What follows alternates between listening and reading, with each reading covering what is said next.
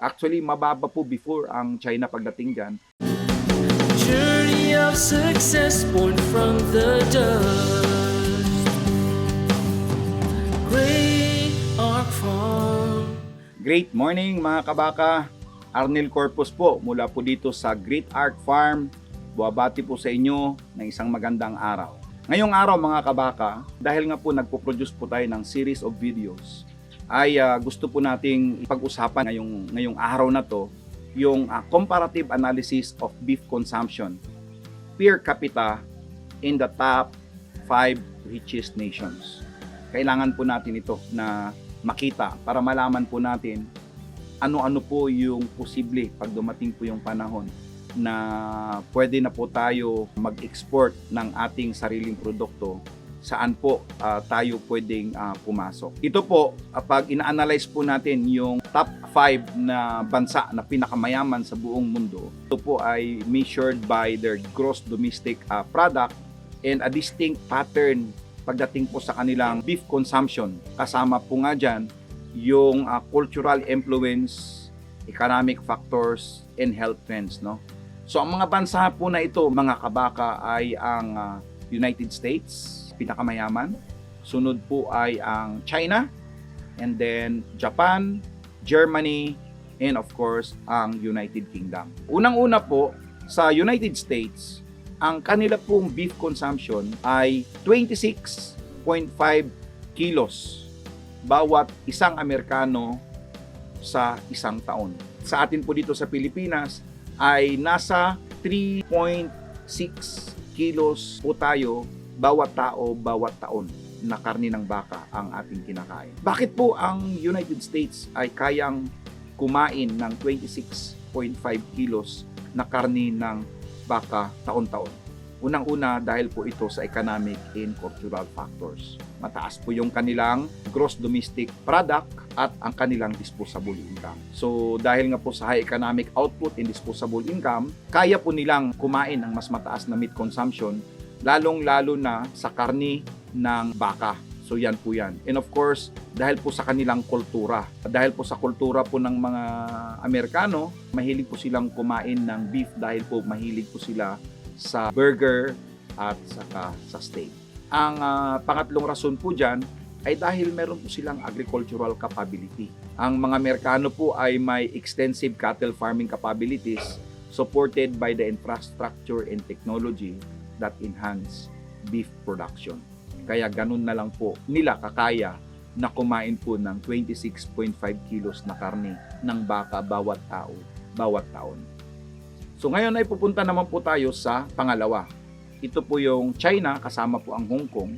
Ang kanila pong beef consumption isang taon ay 5.9 kilos lamang. Actually, mababa po before ang China pagdating dyan. At ngayon ay unti-unti na po silang umaangat dahil nga po doon sa rapid economic growth po ng China. Tumataas na po yung disposable income ng middle class Chinese.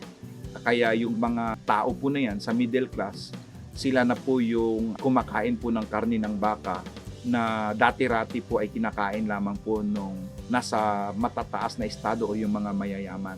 And then of course, ang isang rason po bakit tumataas po yung konsumo na po ng mga Chinese pagdating po sa pagkain ng karni ng baka ay dahil nga po yung health perception. Mayroon po tayong problema sa poultry at saka sa baboy. Kaya yung mga Chinese po ay mas gusto na po nilang kumain po ng karni ng baka. And then of course, ang sunod po na impluwensya dyan ay yung influence po ng mga Western countries. Marami na pong mga Chinese ang pumupunta po sa labas ng kanilang bansa at napupunta po sa mga Western countries. Kaya nakikita po nila na ang mga tao po doon ay palakain po ng karni ng baka. So yun po yung rason kung bakit sila din po ay tumataas na po rin yung kanilang konsumo. Ang pangatlo po na pinakamayamang bansa sa buong mundo ay ang Japan. Ang kanilang beef consumption po ay nasa 4.8 kilos bawat isang hapon sa isang taon. Ang sa Japan naman po, yung mayayaman lamang po ang kumakain po ng karni ng baka. Dahil nga po doon sa kanilang high GDP, it allows for the consumption of expensive, high quality beef varieties katulad po ng Wagyu at saka Kobe. So doon po kasi sobrang mahal talaga ng karne ng baka. Ang isang problema pa po ng mga Hapon ay limited po yung space po nila for cattle farming. Kaya sila, tulad po ng ginagawa natin, ang agricultural constraint, yung constraint po sa agricultural space ay nagiging rason po para nagiging mahal po yung karne ng kanilang baka, at dahil po dyan medyo mababa po yung kanilang konsumo. And of course, yung cultural delicacies, no? Yung beef is luxury po pagdating sa Japan. Kaya sa kanila, quality po ang kanilang habol. Quality over quantity. Mababa nga yung kanilang kinakain pero sobrang mahal naman po nung karne na kanilang pinoproduce. Ang pang-apat po na bansa na pinakamayaman sa buong mundo ay ang Germany. At ang Germany po ay kumakain po sila ng 11.2 kilos bawat German kada taon. Isa pong rason dyan is yung balanced meat consumption. Ang Germans po ay mahilig din po sa baboy. Yan po yung traditional na kinakain ng mga Germans. Kaya hindi po kasing taas po ng US ang kanilang consumption. Pero mataas na rin po yan. And of course, health and environmental awareness.